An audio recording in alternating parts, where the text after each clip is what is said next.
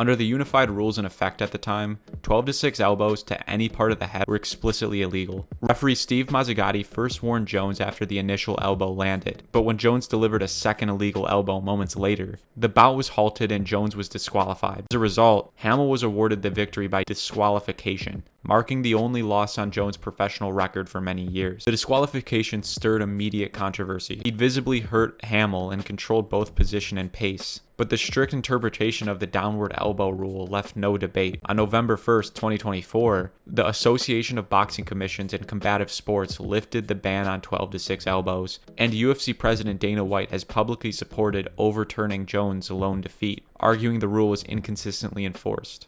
At UFC 259, bantamweight champion Petr Yan and challenger Aljamain Sterling were in a fight when at 4 minutes and 29 seconds of round 4, Sterling went to the ground and placed his knee on the canvas, rendering him a grounded opponent. So Yan secured Sterling's arms and delivered a knee directly to Sterling's head, an explicit violation of the unified rules against knee strikes to a grounded fighter. The ringside physician immediately ruled Sterling unable to continue, and though the reason Yan kneed Sterling seemed to be a miscommunication, referee Mark Smith deemed the foul intentional, awarding Sterling the victory by disqualification. With 2 judges having Yan ahead on the scorecards and 1 judge scoring it for Sterling at the time of the foul, Sterling was crowned the new UFC bantamweight champion, the first in UFC history to win a title by disqualification. The outcome sparked widespread debate about the severity and enforcement of the rule, especially considering almost everybody thought that Petr Yan was clearly winning, leading until that moment. During the prelims of UFC 217 in New York, heavyweight Walt Harris faced Mark Godbeer.